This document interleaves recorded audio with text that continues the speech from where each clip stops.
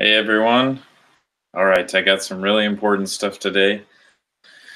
Um, this kind of relates to something I've been going through recently, um, in kind of analyzing myself and also analyzing how other people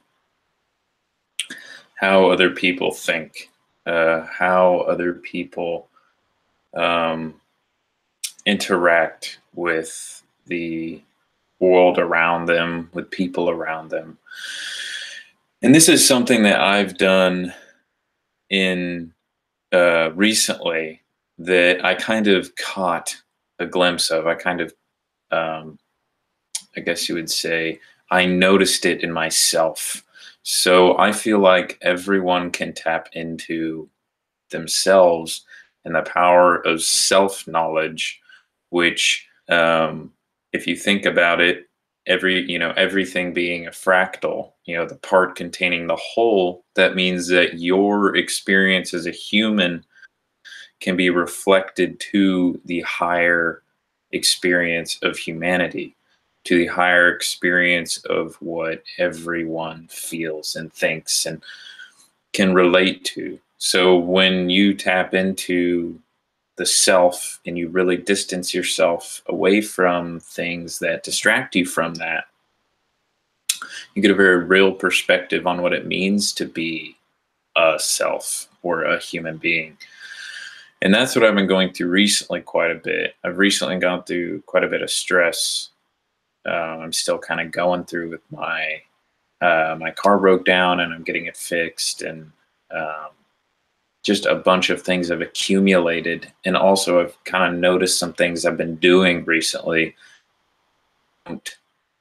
that don't suit that don't suit myself, that are more like distractions. So, what I'm going into today is freeing yourself from karmic baggage. And what I mean by karmic is karma. So, we accumulate a lot of baggage through the years in terms of what we experience, because our world is so fast paced. We never really get to readdress or reassess the things that we go through on a daily basis. These could be thoughts, behaviors, and a lot of times thoughts come to you like sounds to your ear. They're your receiver and also a transmitter of consciousness. So whenever you have a thought, really it comes to you. You don't sit there and think up every thought that you have. So whenever a thought comes to you, a lot of times things are so fast paced that people take thoughts for granted. They take thoughts and accept them, even though maybe they haven't thought about them very much. And this poses a lot of problems for individuals because you start to accept programming that you haven't even thought about yet.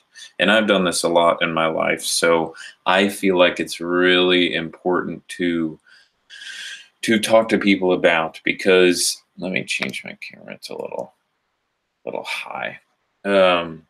So yeah, this is why I feel like it's important, is because in my process that I've been going through recently, it's really important to me because I've noticed it, and I think that it can apply to a lot of people. That being said, the first thing is validating things because someone else does it. So let's say if you're doing something that, maybe you're questioning or that's questionable,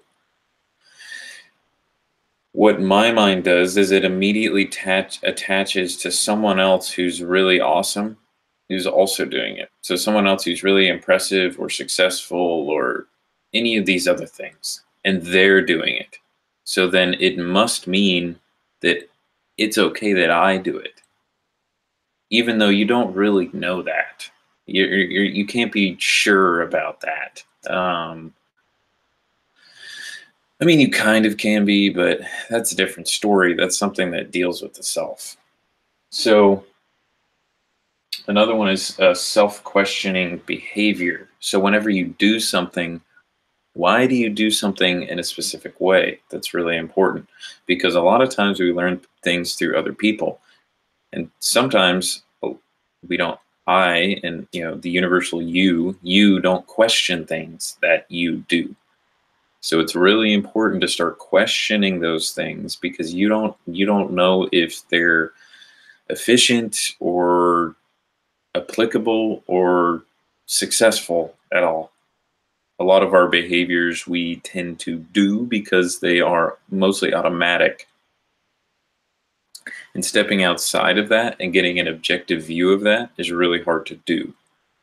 Um, and it's something that is better accomplished when you do something like alpha energetics, where you distance yourself from things that detract from your organic expression.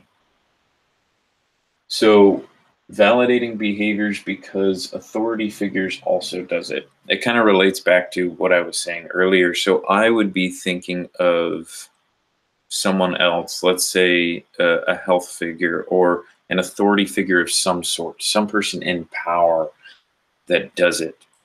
So that means you should feel okay for doing it. Oh yeah, I'm doing fine. I'm doing okay. I'm doing all right.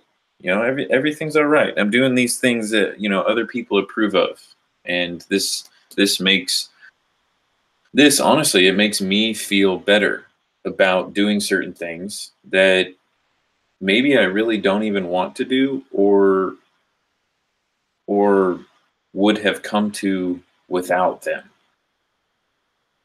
Now, this can be relayed into quite a few different quite a few different domains in your life.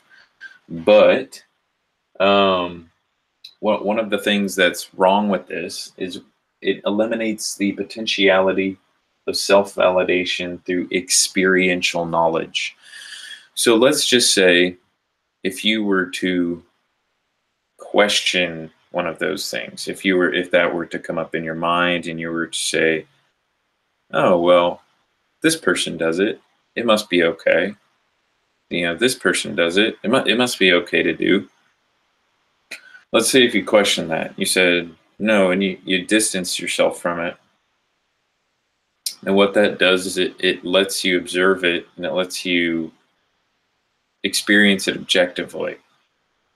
So what you do whenever you accept other people's experience at face value is you eliminate the potential for you to create your own valuable experience. Just 1 second. I have to go let my dog in.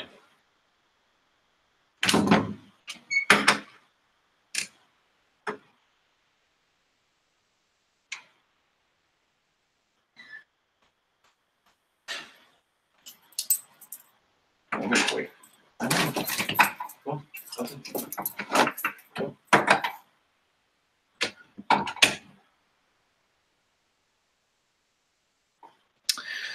So, back to what I was saying. It eliminates the potential for self-validation. So it eliminates the potential for building a valuable relationship with your own process. So most of what happens in the modern world is a bunch of people telling you you should do what they do. That's most of the experience that we have day in and day out, is people saying you should do what I do. Don't pay attention to what you might think about this. I know what's up. Only listen to me. They don't talk about going at it from a self perspective. So going at it with yourself being primary, your intuition, your energy, everything about that. So what it does is it eliminates the potential for you to create your own experience. Now, there are a lot of forces, a lot of individuals and institutions that want to define your experience for you so that they can manipulate you and control you better. Because if you believe what they believe, if you think what they think, then you follow them instead of your own intuition your own energy, your own emotions, your own feelings, your own path, which goes into the warrior's path. It goes into the warrior's journey, being taking the path less traveled by, and that is the path of the self. That is the path of the self, because you see the path that's already worn, that's already traveled, that's already known, that is definitive. It is defined already for you. And instead, you go, no, I'm going to go on my own over here. And the difference is, this path looks nice and serene. You could probably ride a horse down it. You could do a lot of things. It looks beautiful, looks serene, little birds chirping and all that. And then you look over here at the one less traveled by, the road of the self. And what that is a jungle. There's snakes, there's bugs crawling everywhere. It's dense, you can barely see through it. You can't see at all. There's maybe a foot distance. You don't know what's beyond the brush. You don't know what's beyond the shrubbery. You don't know what's beyond the stuff that you have to part and hack through. And basically what happens is you get scratched, you get bruised, you might break things. But the path less traveled by, the path of the self, will make you strong of spirit, of energy, of everything that you would hold dear to being self-experience. The only difference between the person who walks the path most traveled by is that at the end of this path, at the end of your life, you will be strong. Your skin will be strong from scratches. Your bones will be hard from breaking sticks and rocks. Your feet will be strong. Your body, your spirit will be strong. The other person, they'll be weak. They wouldn't have been challenged. That is the challenge of the path that is least traveled by, is that it is least traveled. So therefore it is least known. And this is a part of the warrior's journey, or what is called the hero's journey. Again, putting the hero on a pedestal is not the greatest thing ever, or a warrior, but it's a good metaphor for that, because every person is a part of what I'm talking about. So there isn't anyone who's special. There are people who walk the path least traveled by. They've made some way for other people to do so. And those people are very important. And you're going to be one of those people if you do that. But that's the thing as well, that you can still walk behind them, kind of get a groove for everything. Oh yeah, this is how it works. Experience something a little less than just the dense jungle. And this is also comfortable for people. If you're wanting to take the path least traveled by, there's still going to be a lot of people who are like, this one is just less traveled by. It's a little rocky. It won't be the realness, but it'll be something like it. It'll get you to that feeling where you feel that way, but it's not true. It's not genuine. It's not your own. And this is a really hard place for people to come to. Allowing other people's processes and successes to take form without you assigning your identity to them. So this is another major point that I've been feeling recently, because it's very easy with social media and everything that happens in our lives to be exposed to a lot of different people who are awesome. That's kind of the whole point of social media. But if we don't have these protection mechanisms in our mind to protect the self-experience, to hold it primarily over other things and other people's experiences, which of course are valuable, but ours is the most valuable because it is life. It is our life. So whenever you um, so whenever you assign your identity to them, you are creating a energetic cord, an energetic um, uh, attachment. So basically, it's like a harpoon gun into your body, and now you're attached to that. Your identity is now assigned to it, even though for me, a lot of times it's not my experience. It sounds really great. It sounds awesome. It sounds sexy.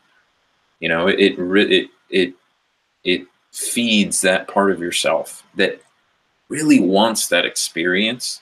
But also, there's a part of you a part of you and a part of me that doesn't want to have to go down the path least traveled by. It wants the wisdom of the path least traveled by, but it wants to take the easy route. It wants to be told these things. It wants to be fed information. It wants to be like, oh yeah, totally, I feel that. But it doesn't satisfy you at a deep, deep level. It doesn't satisfy you. It's not satiating. It doesn't make you whole and full. Creating a distance from other people's experience. This is how you protect yourself from getting wrapped up in everyone else's game and everyone else's thing. And this has been me for a long time, is getting obsessed and getting obsessed and lost in other people's professions and other people's games and other people's stuff, other people's interests, other people's realities that they live out. That has been my thing. It's been a huge struggle of mine for a long time. Now, my process that's still happening, that's coming out of that place, is very valuable to me.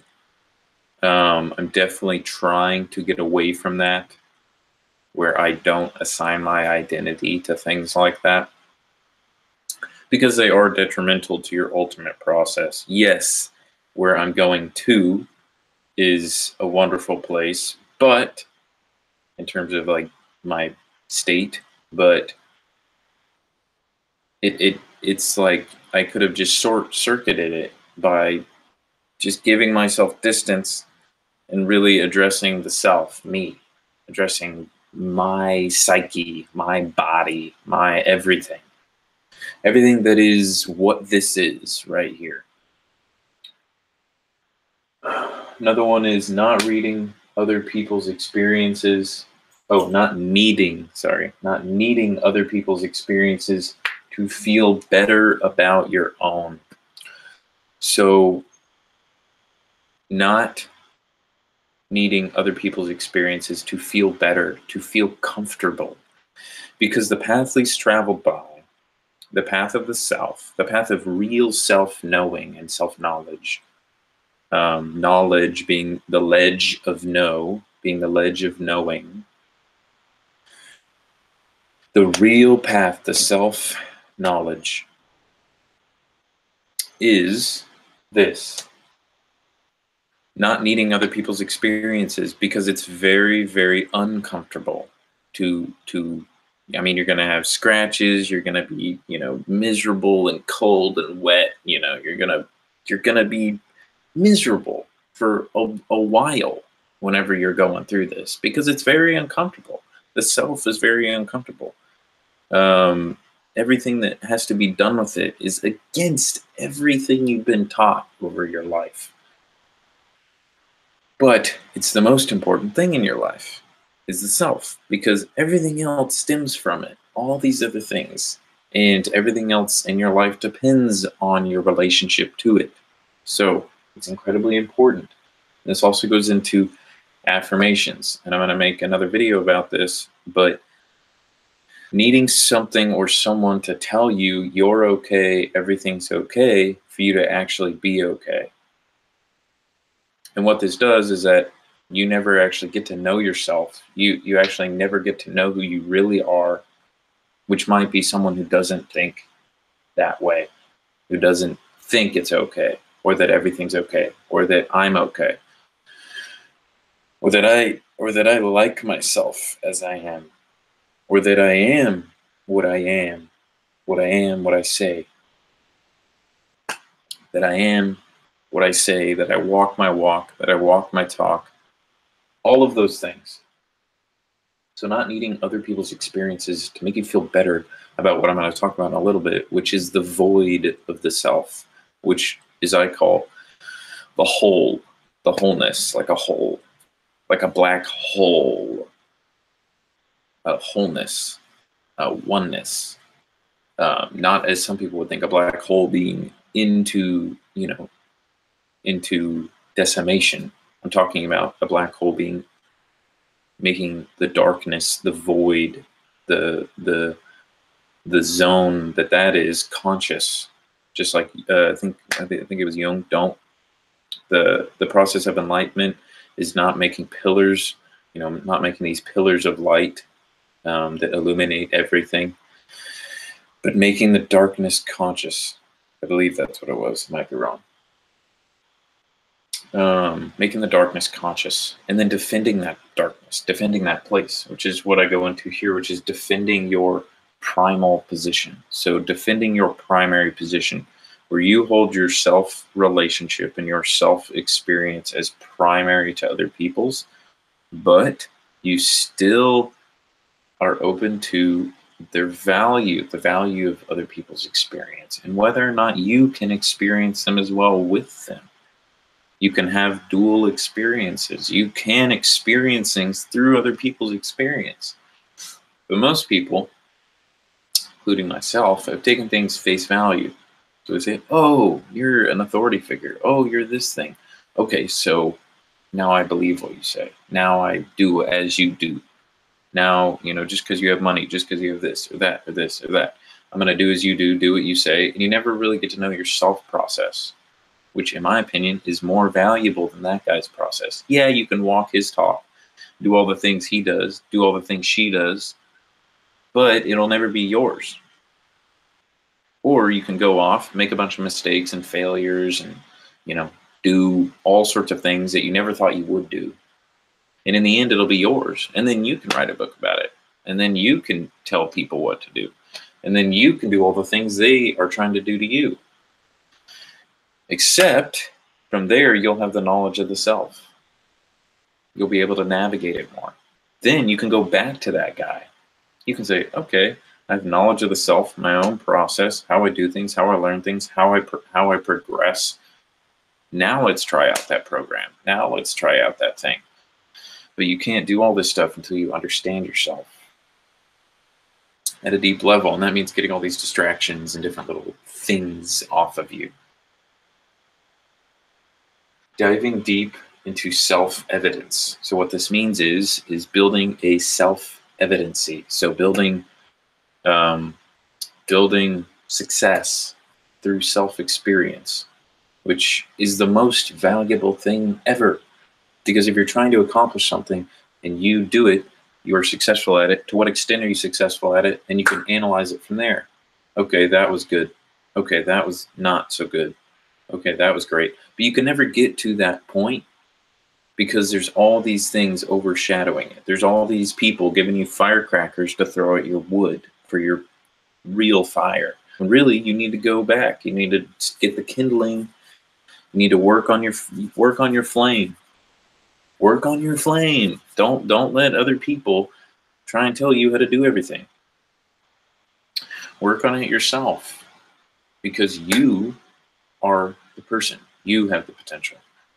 Everyone else, of course, has the potential. There are lots of successful people that have valuable information, but you need to find your own experience first before you can incorporate anything else. Ultimately, this is another one, starting a genuine conversation with yourself.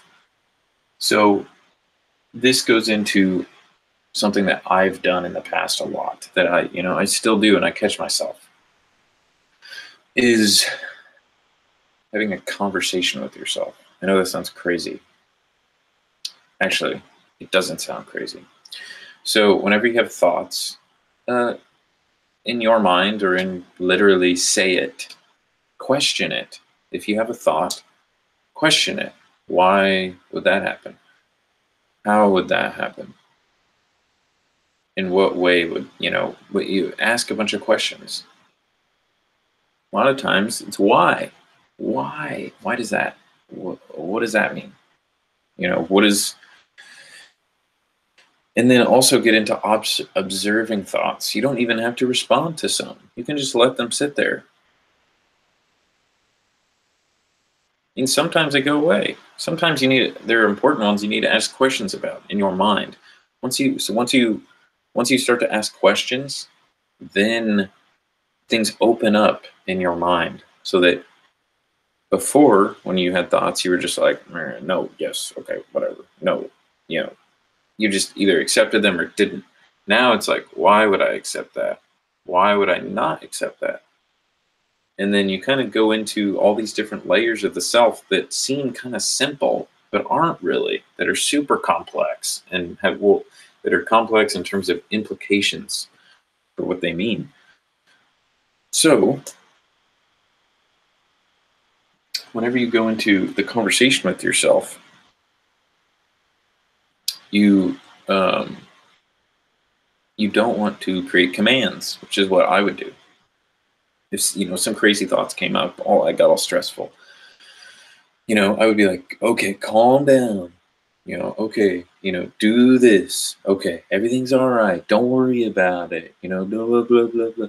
All these things, and in my mind, it's like a calming. It's like, okay, it's all right. It's all right. Like, there's nothing to worry about. There's nothing to, nothing to, nothing to think about here. And this is a thing that your ego does. So it commands you to be calm, even though that isn't possible. If you told someone be calm, they tense. They tense up. And this is a problem with a lot of people, is a lot of people have told you that you can just tell your mind things and tell your body things, and that's just how it goes. That's how your mind works. And it's not. It might work to a certain extent, but it doesn't work to the extent that addressing the void and addressing those things does. It is a distraction from what you want it to be. You want to be calm. You want to think you're okay, that everyone else is okay, that the world is okay, everything is love, blah, blah, blah. It's disguising as something that is positive. It's disguised as something that's like trying to nurture you, like calm you down. Oh yeah, everything's all right, man. It's all good. And really what it is, it's an anaconda constricting around you with a pretty little face. It's like, oh, don't worry, it's okay. You're losing breath. You're dying slowly over time. I'm gonna eat you. You're okay, don't worry about it. You're okay. Yet slowly you're dying inside. That's how it is. Slowly, yourself, your primal body is slowly dying. Whenever you do things like that, open up the conversation. Open it up. Because the more you close yourself off from thoughts, from people, from things, the more you dig a hole for yourself. And this is what I've done in the past. So I am speaking from experience. This is stuff that I'm going through and have gone through. So I'm not trying to tell everyone to do these things, but this has been instrumental for me. One of the things that's been instrumental for me getting out of these mental and psychic chains that I talk about, like the karmic baggage, like all this baggage just floating around, just from one thing that I do, commanding myself. Oh, it's okay.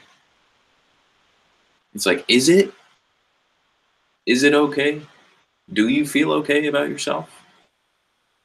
And people have to know that it's just fine to not feel okay about something, to not love yourself, to not, maybe not love yourself, but to not be okay with what you are or where you are right now. What isn't okay is dwelling in it forever. That's not okay.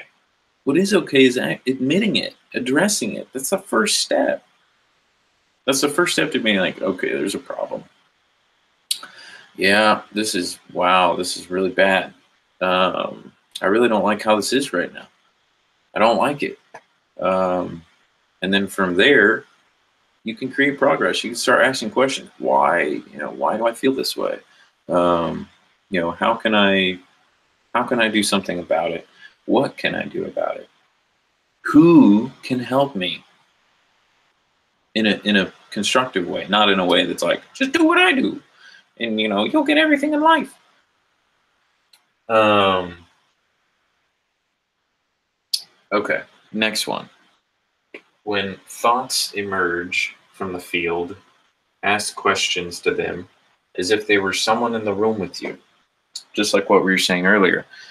The field is what I'm talking about, is the external and the internal. So the inner consciousness and the external consciousness. So the field, whenever you ask questions out, yeah, I mean, you could call this kind of like, this is, I think, where prayers come from.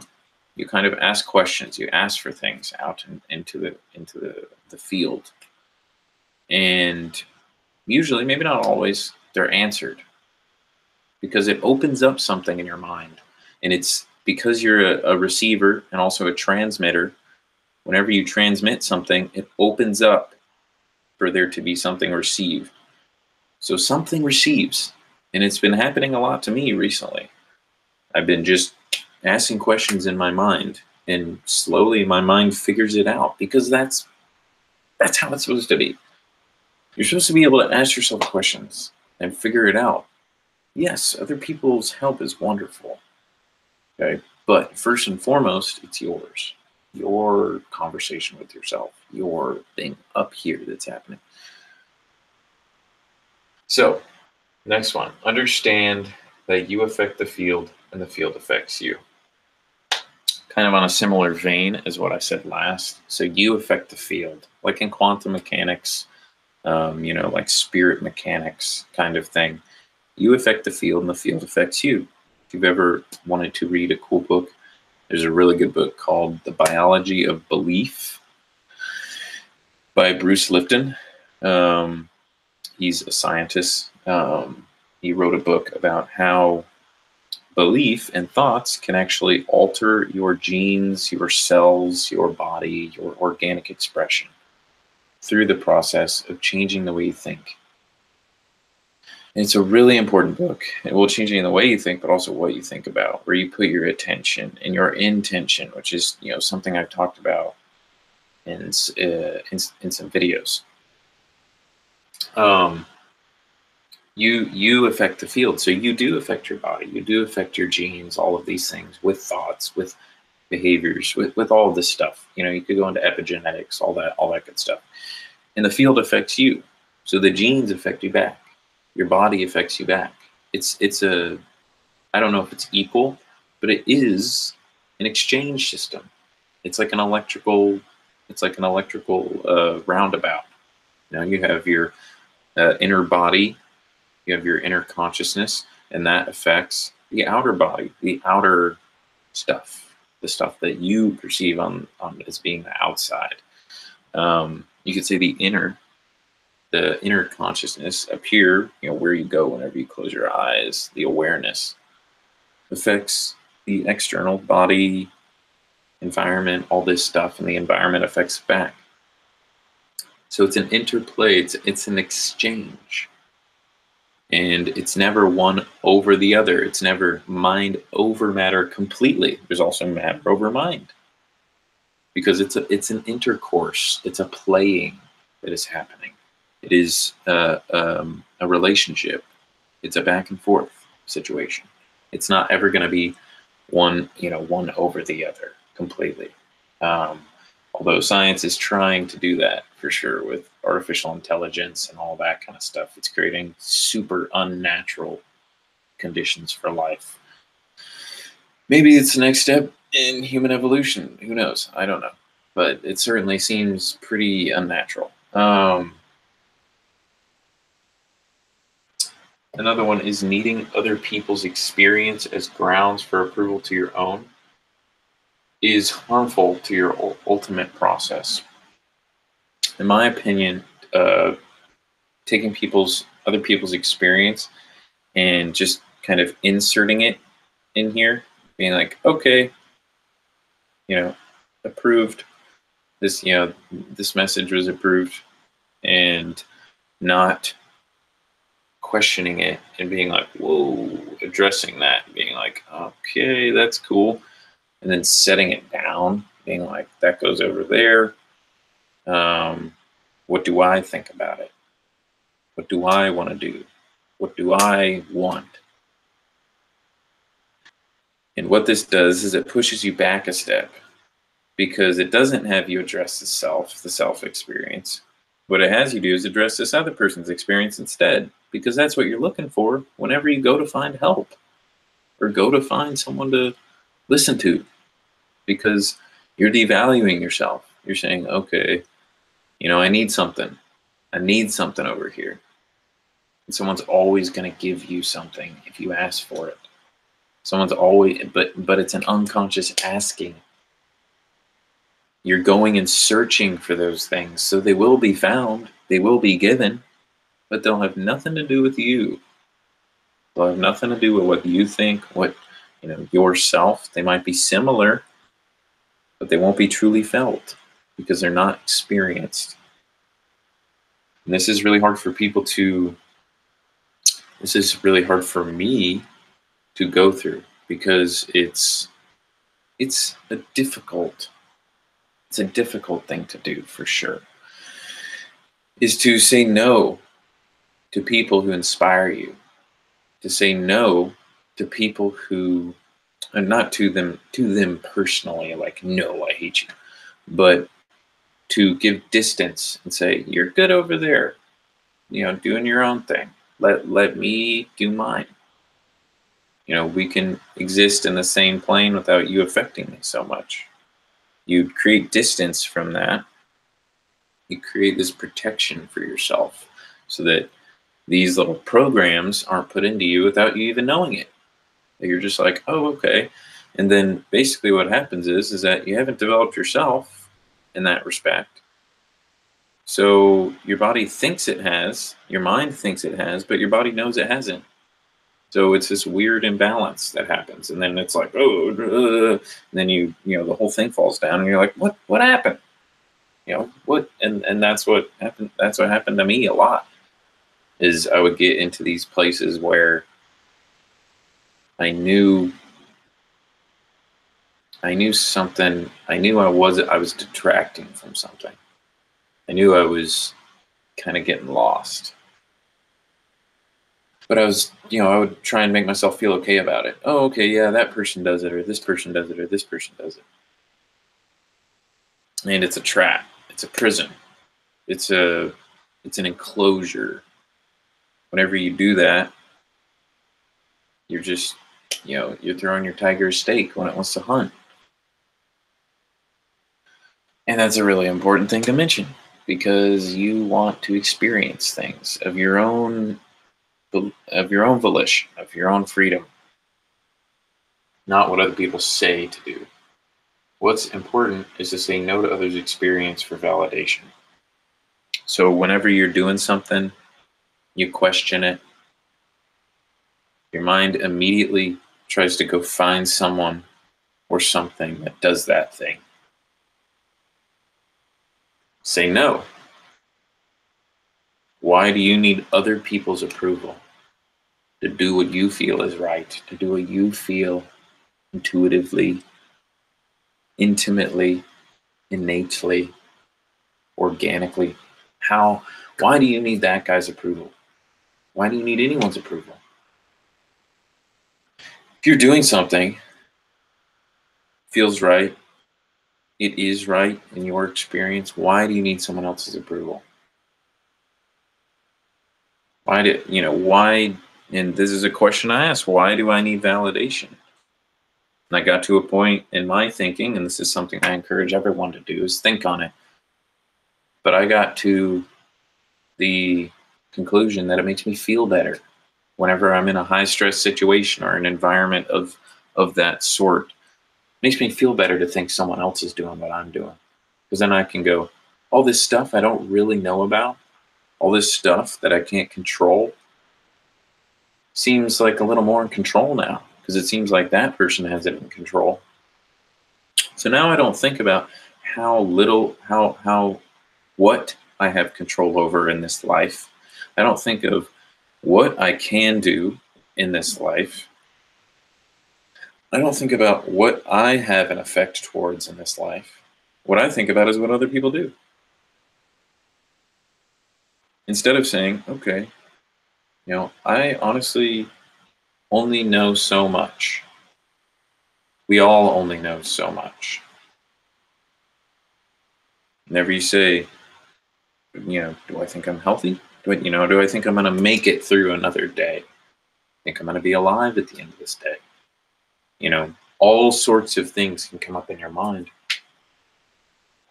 That's why it's really important to have this primal position, because you can say, I don't know, and be okay with it. You can say, I don't know, and then that also goes into, what can you know? Wait, what can you do?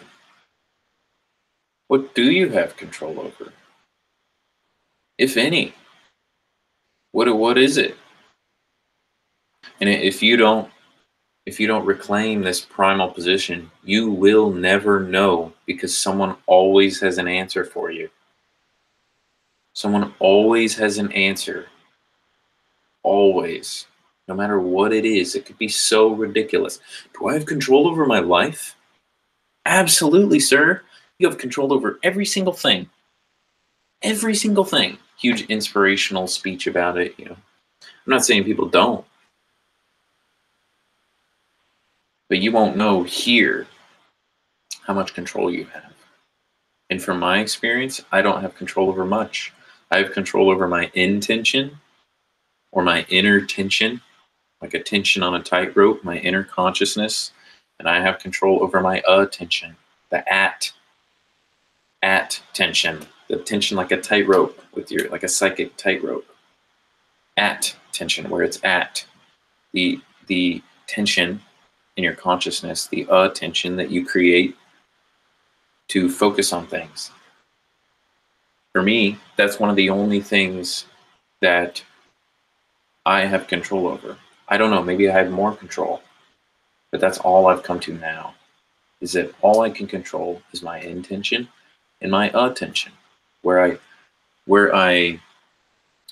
develop my consciousness, my inner consciousness, and where I put my consciousness, so where I put it, in a sense, where I put my focus, because where you focus is where you put your consciousness, where you make things live, living, where you make things aware, because that's what you do with your mind and your relationship to the field. Whenever you put your attention somewhere, you make it conscious, you make it real, just like the cat in the box analogy. That's kind of a stupid analogy, but it's kind of like that. You make things real by being aware of them. And, sometimes people don't like that, because then they figure out whether or not the cat's dead, whether or not the cat is dead or alive. And that's scary to some people. Is your cat dead or alive? What are you going to find? And me and my friend Julian, we've kind of come up with a term and call them dead zones. But they're parts of you and parts of all this you out here, this outer you, that you don't put your attention to, in your mind, in your body, everywhere.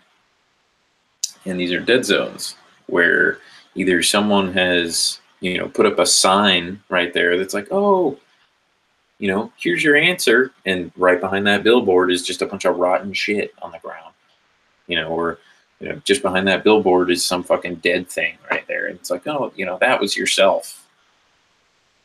That was a timeline of you experiencing this for yourself, where you went on adventures and crazy cool stuff. That's you over there. But it's dead because you listened to this distraction. You listened to this billboard instead of seeing the beautiful landscape behind it, which is the self. Well, really, the void behind it, the unknown.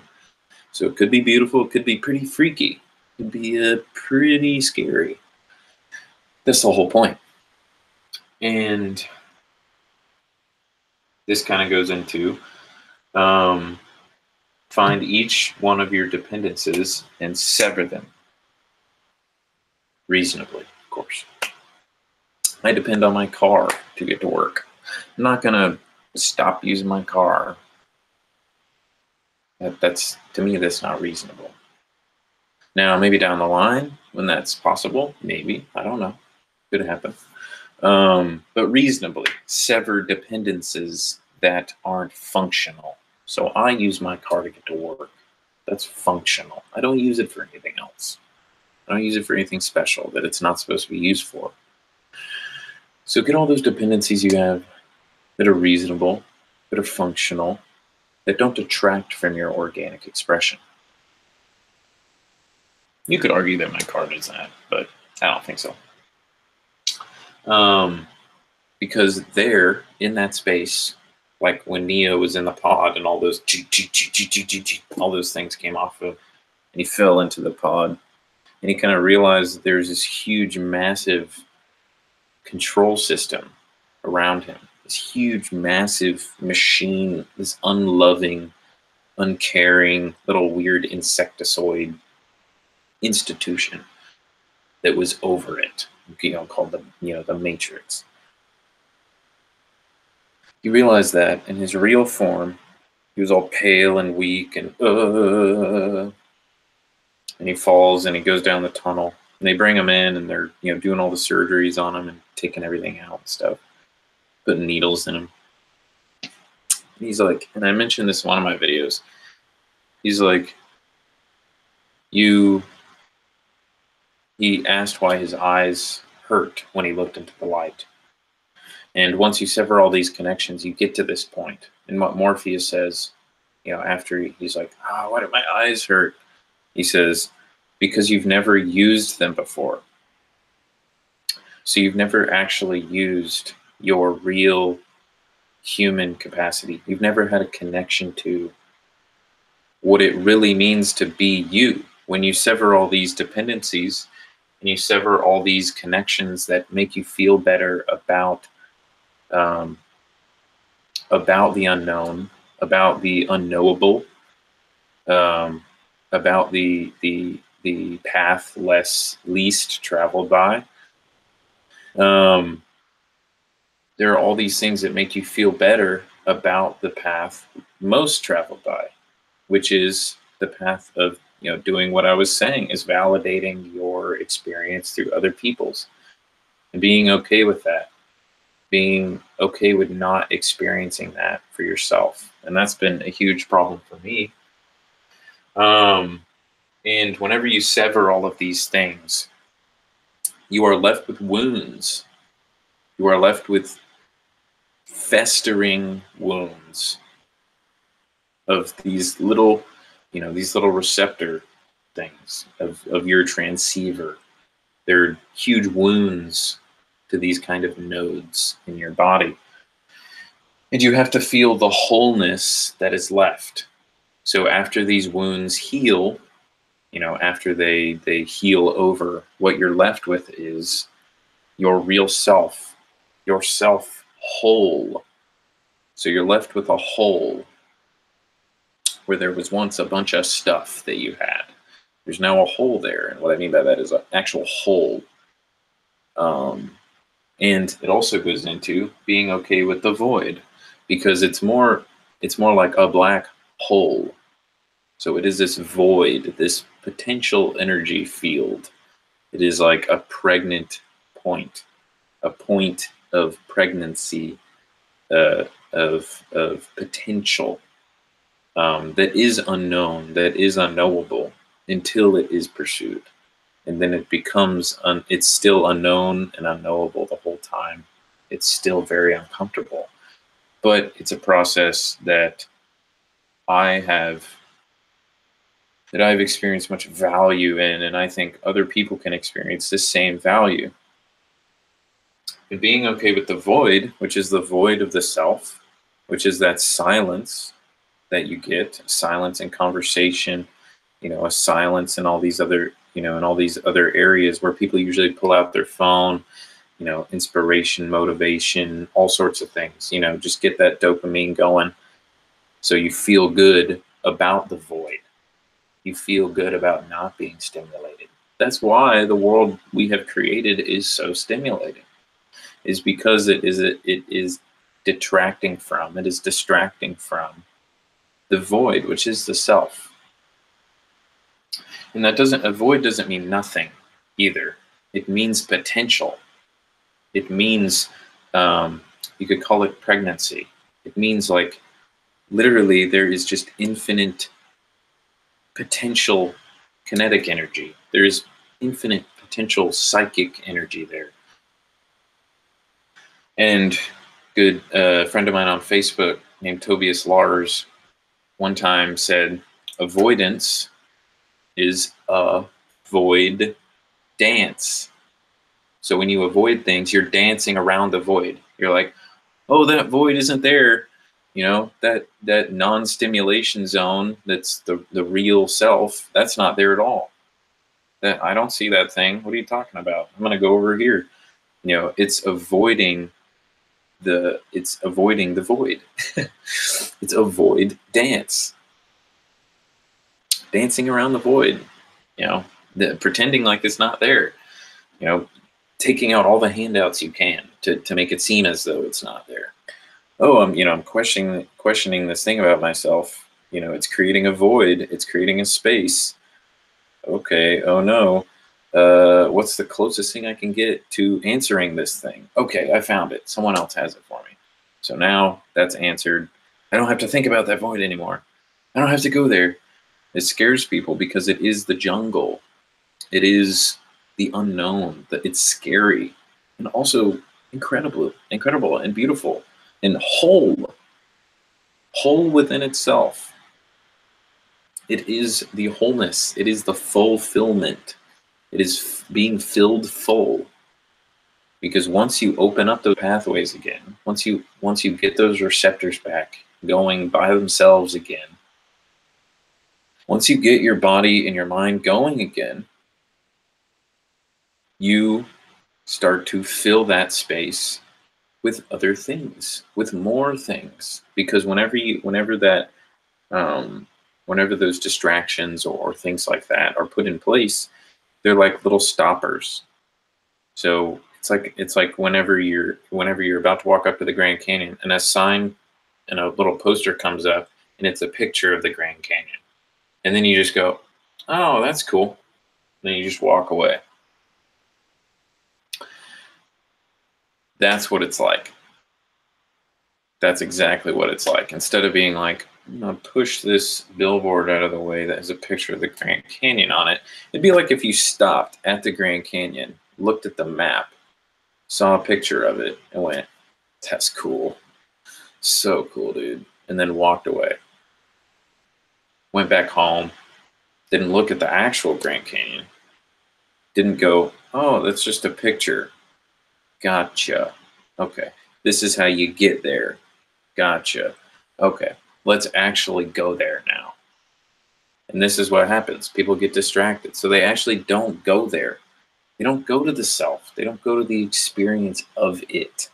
Because it's scary. It's scary. People would rather watch a roller coaster than go on it. Whoa, that's cool. Awesome. Okay, I don't want to go on that though. Oh shit. You know, that's crazy. Because it is that place of turmoil, of turbulence, of friction, of confliction, of energy, it's like this point. It's like, I don't believe in the Big Bang, but it's like the Big Bang energy point. It's like this, this undulating place that needs to be there, because the void is where all things come from.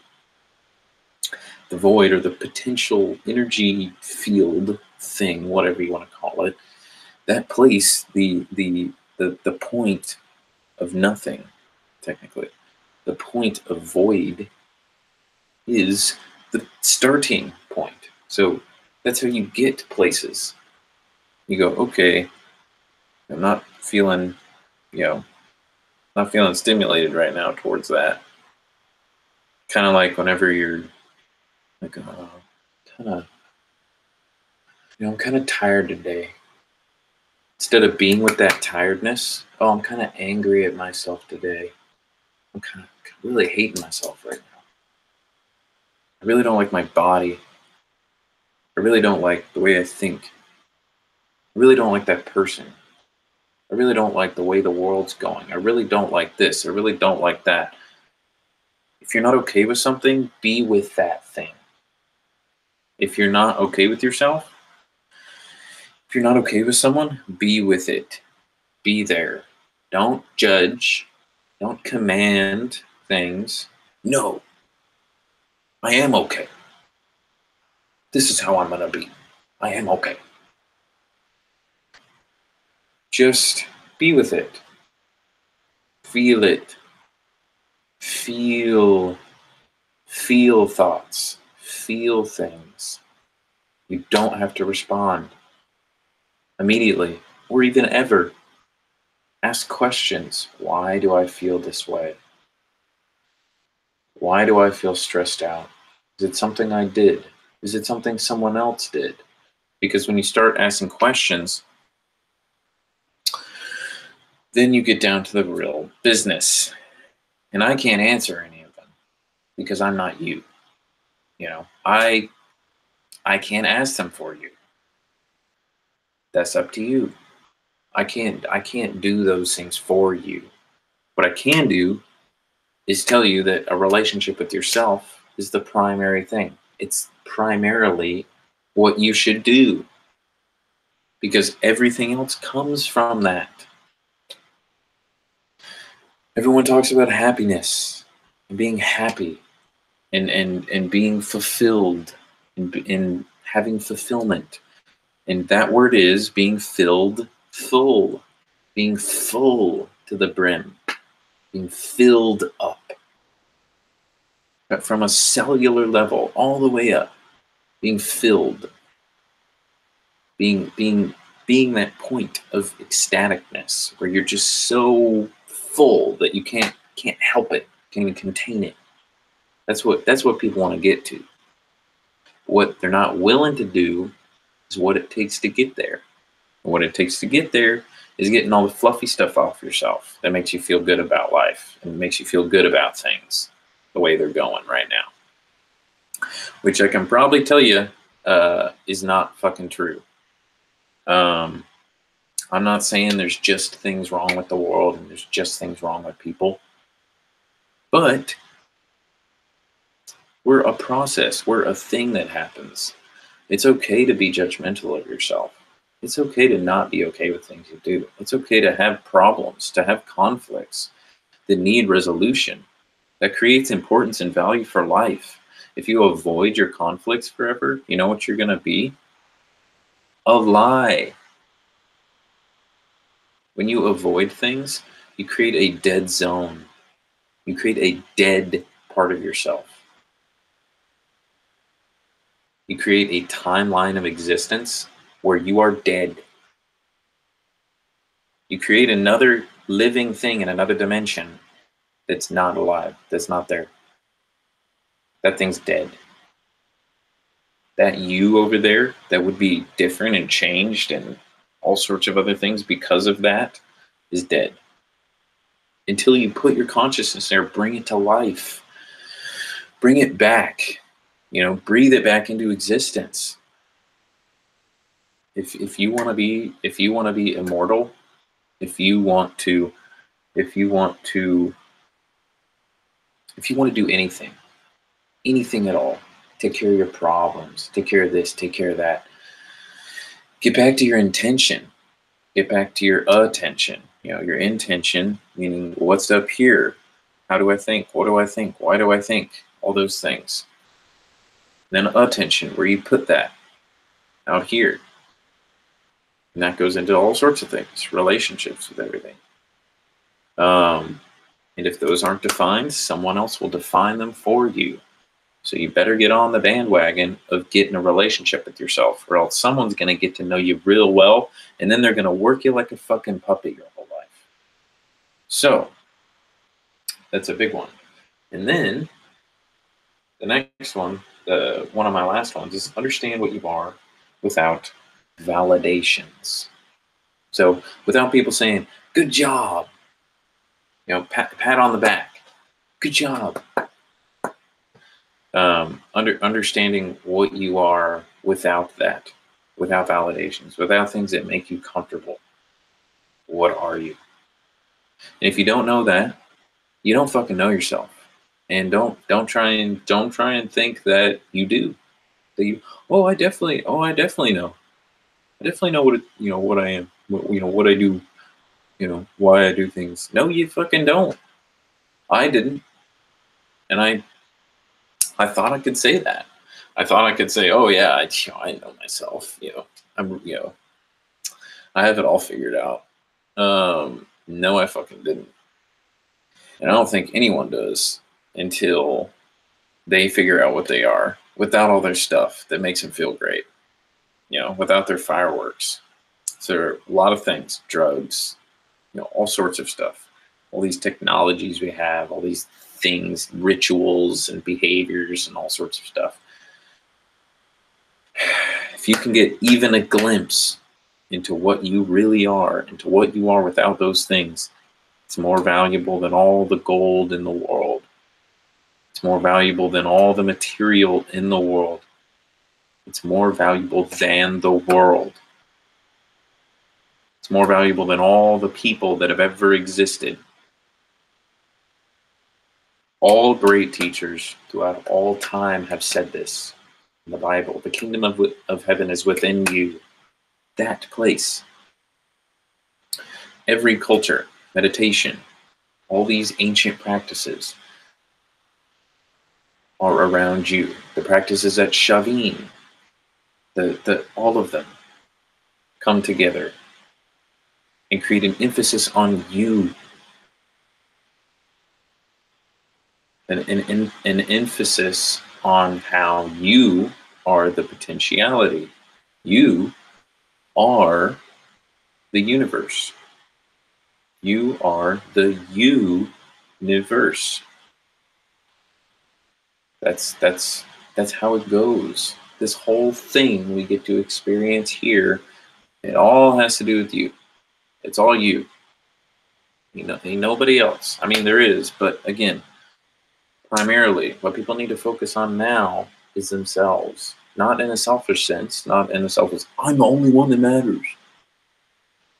But putting yourself primarily, so putting yourself before others.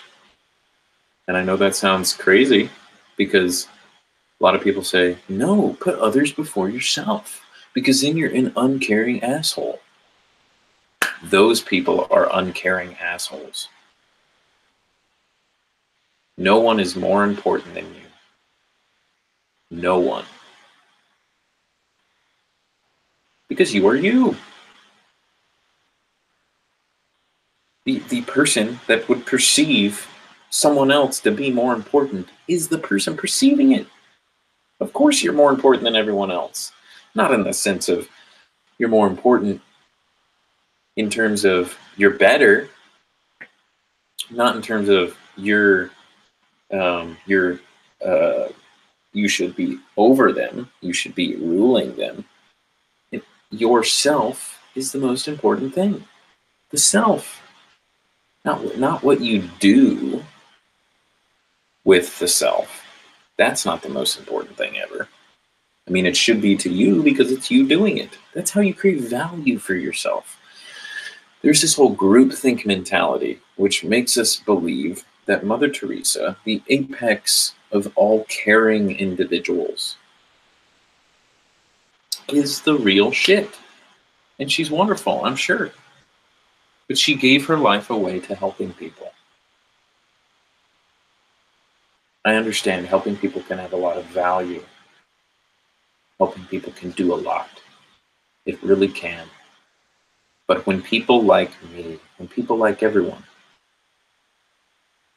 focus their attention on helping others instead of helping yourself.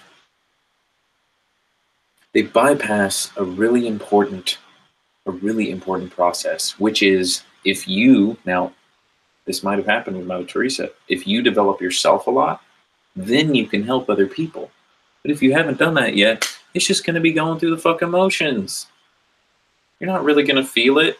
You're going to be like, oh yeah, I'm helping people because, someone said it was good. Someone said it was good to do. You know why Mother Teresa was helping people and all the other people? You know why they do that? Because they already have their self down. It's effortless to them because there's no other thing in their intention. That's her intention. If that's not yours, if you don't come to that, it is false. It's a lie. You're lying to yourself. And there are a lot of people who would like you to live a lie for them. They don't care what your intention is. They're not here to get your intention. They want you to be a part of theirs. And that's okay. As long as y'all jive, as long as it's the same. As long as you're like, okay, my intention, I have come to the same conclusion. So it's just natural that we would do things together. Stuff. But holding everyone to the standard of Mother Teresa is poison. And it is a distraction technology. It is a distraction technique to keep you thinking that if you're not Mother Teresa, if you're not Jesus, friend of a prostitute, if you're not, Saint Peter, if you're not all these things, then you're just hogwash. Then you're like, you're like a fucking normal dude. You're a normal human being. You're not Mother Teresa, dude. You're not Oprah. It's like, motherfucker, do you know what Oprah had to go through to get to where she is and help as many people as she has? Do you know what Mother Teresa had to go through to do all that stuff? It's not about going through the motions. And that's what people want you to do before you address yourself, because then they can make you do the motions forever. And you never go, well, I've been doing your stuff for a long time. I think it's about time I do my own stuff. You can never get to a point where you make your own motion, where you beat at your own drum, where you emit your own frequency, until you get that stuff off of yourself. Until you say, no, see you over there, Mother Teresa, you're a badass, but don't give a fuck right now. Okay? Creating distance. Saying, you're great. You're great. I'm not that great yet. And my great might be different than yours. If you have a problem with that, you can go fuck yourself. Mother Teresa would be like, hell yeah, motherfucker. Hell yeah. That's what Mother Teresa would say. Jesus would say that shit too. He'd be like, fuck yeah. Awesome. I like it. I like the tenacity. Jesus is like, I wouldn't want you to follow me blindly. Mother Teresa, I wouldn't want you to do this with me if you didn't want to. Fucking A. I do this shit because it makes me feel alive. It's really me. If you're not Mother Teresa, if you're not all these motherfuckers, don't be them. Go get away from them. They're wonderful people, but how their apex, their ultimate individual is different than yours. And this is something that's really hard for people to do. Goes into my next points as well. Just 1 second.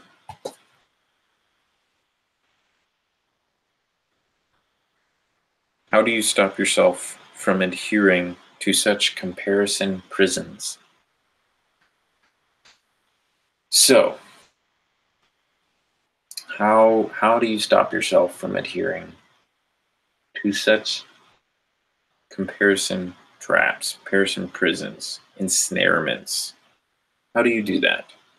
So what you can do, what I've done, is create a distance from that thing. So create a distance from it and put up a barrier. Say, see you over there. I'm considering what you're saying. I'm thinking. And it doesn't have to be negative. I'm skeptical. You don't have to say I'm skeptical ever in your life. It's stupid. I'm thinking about it. Common sense. I'm using intuition. I'm putting my attention there. I'm not just being a receiver. I'm not just accepting things. Oh yeah, receiving anything that sounds good. Anything that sounds good to me, I'm just gonna put in this little bank. Create a distance and start saying no to things. No, I'm gonna feel this way. I'm gonna feel like this because it's what I am. Then you say, that is what I fucking am. If anyone has a problem with it, that's fine. I feel this way. But as well, also, you need to figure out a way to get that, to express that. Because sometimes if you don't express it to people you care about, if you don't express it to yourself or in some way, it will fester. And then it will come out in a really, really destructive way. Which is really not that great. It's not good. How do you create balance for accepting or bringing in other people's experiences over your own? So, let's say when you're in a situation, you've never done something before. Someone says, here's how I do it, or here's how you do it. A lot of times that's how it's the relationship is. This is what you need to do. Sometimes it's at work, sometimes it's playing around, doing stuff, which is kind of work. This is how someone else does it. If it works, good. Do it that way. Then figure out your own way. How can I make this better? Question it. Yeah, this takes more time. Everyone says, oh, I don't have time to think about all that stuff. Shut the fuck up. Yes, you fucking do. Excuses. You're making a bunch of excuses up. So, that's one of the ways. Then you start playing with it. You just start questioning things. And usually the answers come to you. I mean, usually. Not always. I'm still trying to figure out forgiveness. I'm still trying to figure out how to get past self-loathing and self-hating stuff without commanding myself. If I do something I didn't like, God, why the fuck did I do that? And then a part of me is like, no, it's okay. Just forgive yourself. Forgive yourself. I'm really trying to figure out what the hell that even means. If I should forgive myself, if it should be a reminder, if I should do something about it, I'm still trying to figure that out. If someone wants to comment on that, that'd be pretty cool. But yeah, so really just start playing with stuff, with ideas, with things like that. How do you navigate the ocean of consciousness? These are kind of just questions I made up because they came up in my mind. How do I navigate the ocean of consciousness? You become a really badass sailor. You become a really badass shipfarer. If you're going to navigate the ocean, if you're going to navigate the seas of the consciousness, you have to be really good with a ship. And maybe, your crew, you got to have a crew maybe. It'd be better if you had a crew. You could always just ride around on one of those single sailboats, and that's cool. Become a master at it. Become a master of your sea. Become a master of the sea. And your scars and your bruises and your wisdom will be what you have to show. But you won't have that wisdom is if you keep accepting the programming and the experience of others at face value over yours forever. How do you be okay with the void that follows the saying no to things? This is my last point. How do I feel okay about the void? I mean, you don't really feel okay about it. That's what a lot of people probably won't tell you. You can imagine great pillars of light. You can imagine all you want, but wonderful good love and flowing vibes. And, you know, you can imagine all of those things being true. But if you don't get to a point where you can feel what you're feeling and be okay with it, be okay with really not feeling. That's one thing. People get scared when they're. What I've experienced is a deep understanding of what I have control over, what I can do. It's very limited.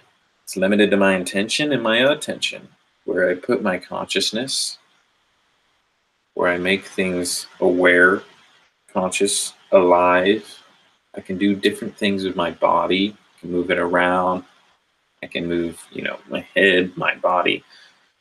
But those are different communications than the communication that happens up here. So this, doing your hand, you don't think the words move my hand this way. It just does it in the way you want to do it with your mind, because your mind communicates with that area differently. It's a different communication. I'm talking about this with Julian the other day. But the communication you have with your mind is different. It is words. It's in your language. But your body language is a different language. It's a different thing. And it's very interesting. And you can think generic things like close your hands very slowly and you can concentrate. But usually when you open and close your hands, it's like, just all over the place. So how can you be okay with it? Because whenever I have gotten to that place, that void, it's very uncomfortable. It is a situation of uncomfortability because you realize that you don't have much control. And the little control you do have is really just over your own body, and even that is very limited. And so what I've had to come to is that really the only immediate definitive control I have for now is my intent and my intention, or my intent and my attention. So that's all I got. The rest of my body is figured out. It's already controlling. It's already doing all that. It's, what people call automatic. I don't think it's automatic. It's a bunch of parts that work together to create a whole. And I don't think my body to work. I don't think my cells to work every day. I don't think all of these things to happen, but they happen. The only things that I think happening are my attention and my intention, and how I use those particular tools, which are only really ever reached when you get to that point. That place you get to is the real self, the real awareness. What are you aware of? What can you do with this awareness? What can you do with this body? What can you do with this body in relation to other bodies? What can you do with this body in relation to other bodies with the bigger body of the earth? What are all the things? And this can only be addressed wholly and fully when you have built a relationship with the void. So whenever you're in your car, this is an example. Don't turn on the radio. Don't talk to yourself.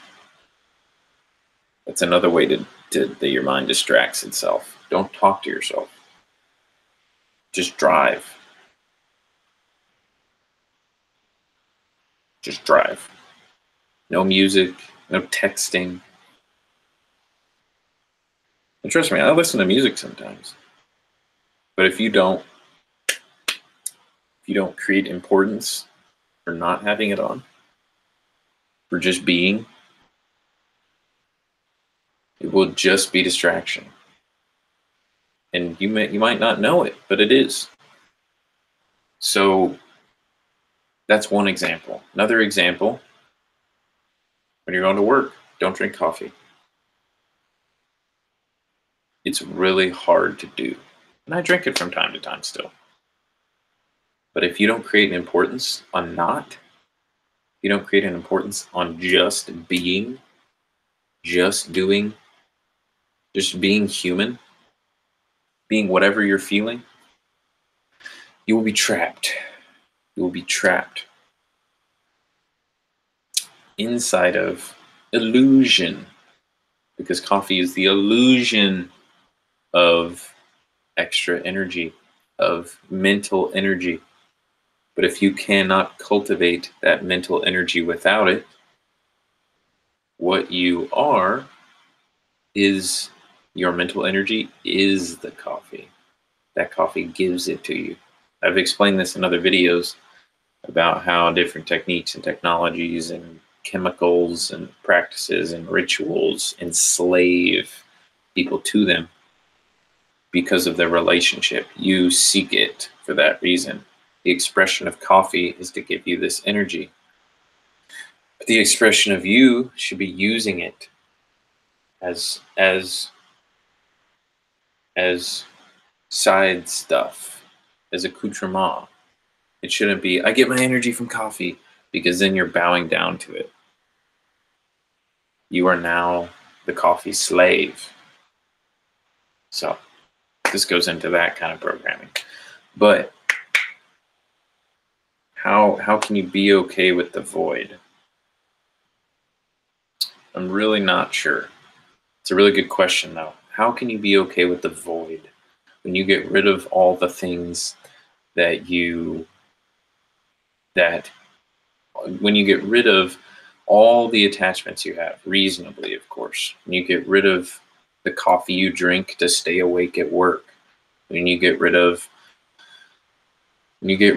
your music in your car, when you get rid of all these things, I don't mean permanently. Of course, you can bring them back eventually. But if you don't get to a point where you can feel and do and say and be without those things, you don't know yourself. And you're lying to yourself if you think you do. If you think you know what you're capable of, you don't. If you think you know what you can accomplish, what you can do, how you can feel, you don't. Because you are being fed on a daily basis. You're being fed things, fed information, fed drugs, fed programming, fed all sorts of things. Okay? You're being fed this stuff. And what it's doing is it's just kind of dousing the flame. Just flame comes up, whoa, douse. Flame comes up, douse. What that flame is, that chaos, that energy, that potential point where instead of drinking coffee, you go, why am I tired right now? It's the morning. Why do I have no energy right now? How did I get to this point? How do I have no energy? What is making me tired? Who is responsible? This person. You are responsible. I can answer that one for you. But yeah, getting to the point where you're like, oh, that potential point, then that's when the magic happens. That's where the rubber meets the road. Because then you're like, okay, did I get enough sleep last night? Then you actually start to ask questions. But if you go from, I'm tired, I need coffee, this is what happens. You delete that potential. So you make it dead. You kill it. You kill the potential for you to have progress in your life, for you to have progress in your energy, how you express things, how you feel, what your capabilities are. Because they are diminished when you do these things to yourself. They're diminished all the time because there are many, many, many, many distractions that exist. And we need to start forging our armor for this. We need to start building an army of sorts. Forging the armor of your mind, of your body, creating the primal position, forging your steel, getting really comfortable with the fire, getting really comfortable with the forge, getting really comfortable with the crucible, the foundry, that elemental place, which is the void. Because that's the crucible, that's the forge, the foundry. That's where the weapons are made. That's where the armor is made. That's where your strength is made. That's where everything that you hold dear is made. And that's what everything stems from. From here on out, that is the central focal point. That is the center of the universe, is you, the universe. You. You are the center of your universe. So you're the most important. Still, it doesn't mean you get to take advantage of people because you're the most important thing out there, but you're the most important thing in your universe in that respect. Not that you're better than everyone else or anything. That's definitely not true. Everyone has their own unique piece of the pie. Everyone has their own piece of the wisdom, the truth. Everyone is at their own stage, or their own part of a process that is happening in their life that's unique to them from their experience. So, one thing that needs to be said is that just because someone else doesn't know, just because someone else isn't there, there's no need to make them feel that way. There's no need to be like, oh, you don't address yourself. You drink coffee all the time. Like, there's no reason to give them flack for that. Just, you're evil for doing that. And like I said, none of these things are evil. You're not evil for doing these things. What you're doing is, if you don't address this, is you're digging yourself a shallow grave. What you're doing is you're feeding your tiger, throwing it in a cage, you're throwing it a steak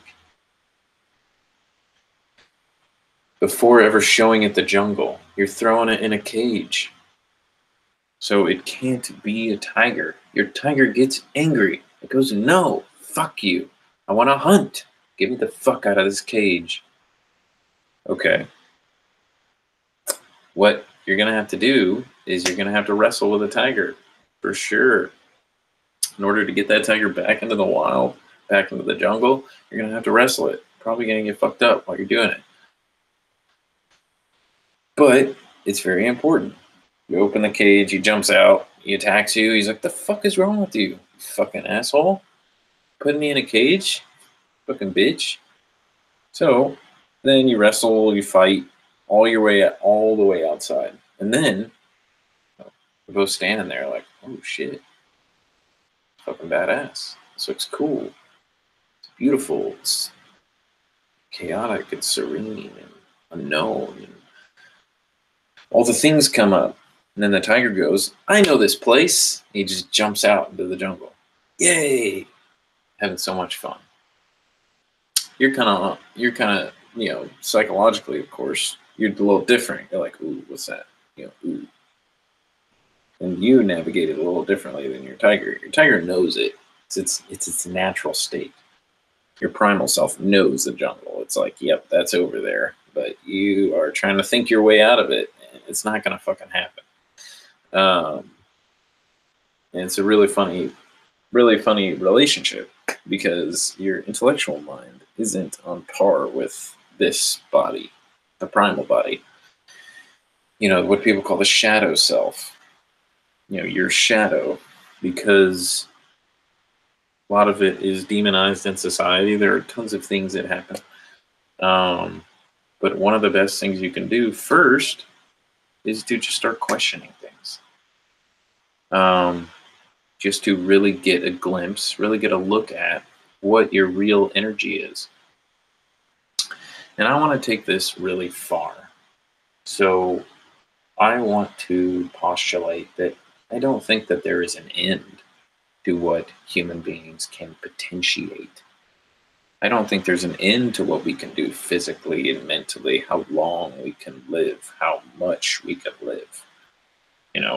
I don't think there is a limit. I know we've been told there's a limit for a long time. I'm not saying we, never die or anything like that, but you always hear about ancients, ancient civilizations, super ancient mythological beings that can live for thousands of years, in mythology, in, different magical mythologies like elves and things like that. You always hear about it. And I think that's possible completely.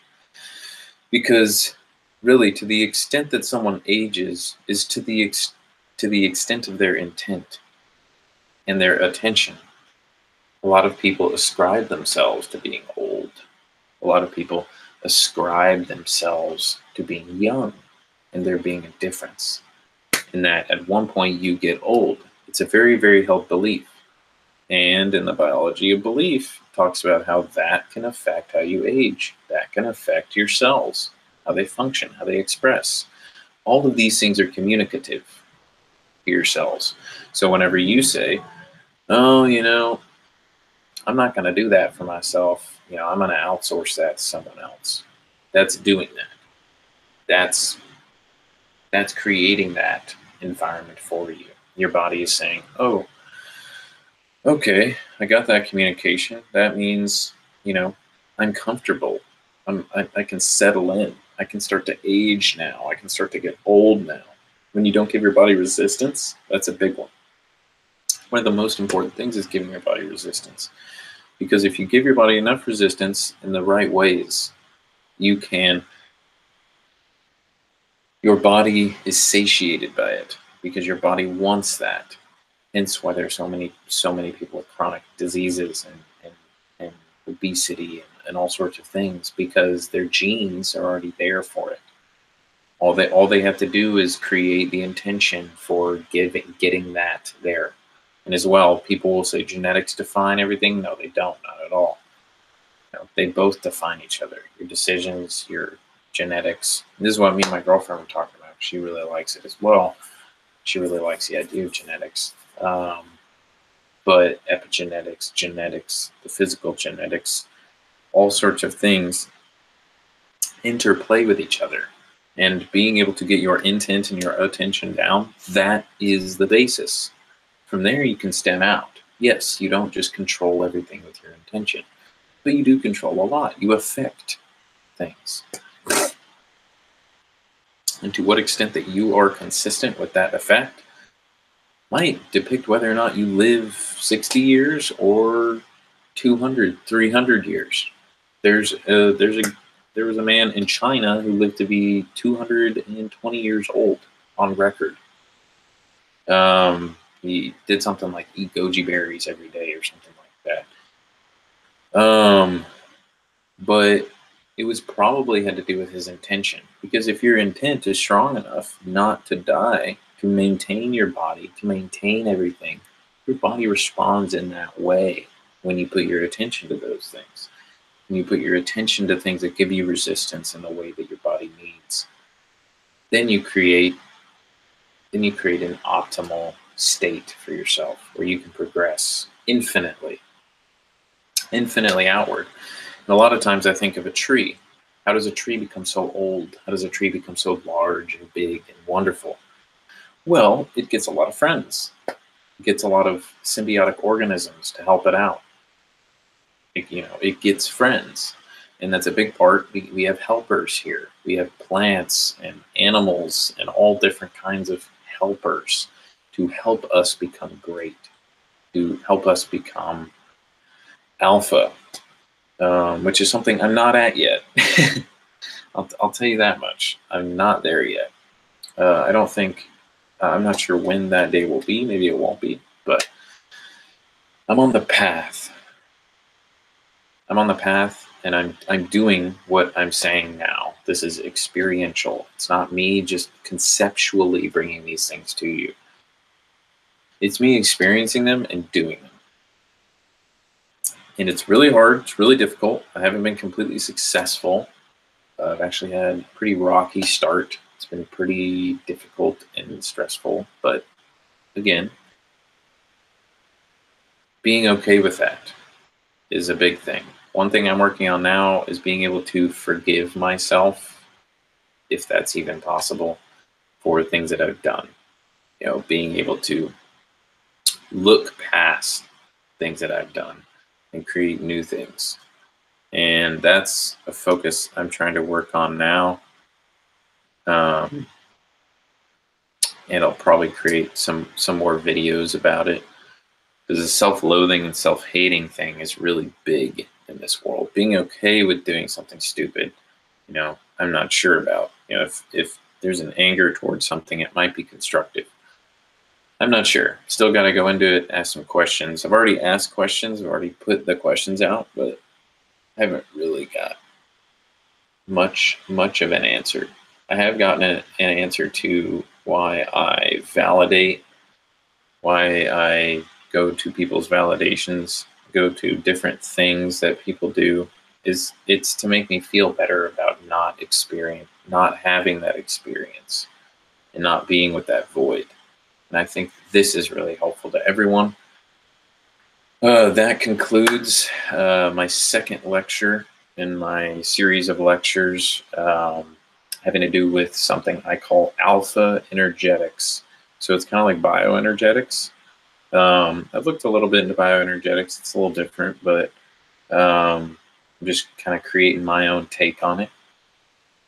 But yeah, check out the videos. Let me know. Check out the my Threadless page. Check out my Twitter. All the things. We'll have updates in the meantime. And if anyone watches this, we're having a podcast this Saturday, Saturday the 13th at 5 p.m. We're having on Kate Holmes. She is an awesome person. She's a Kundalini yoga teacher, a Reiki and crystal healer, a life coach, a physical trainer, among other things. And she was a previous coworker of mine at the restaurant I work at. But yeah, we're going to talk about crystals and all sorts of awesome stuff. She has a website called instantpracticalembodiment.com, where, and that's a big part of what we're going to talk about is practical embodiment, all of those things that have to do with it. And just kind of an inter-exchange of ideas and concepts and questions and all sorts of stuff. So tune in for the podcast on Saturday. Until then, I'll see you next time. Thanks.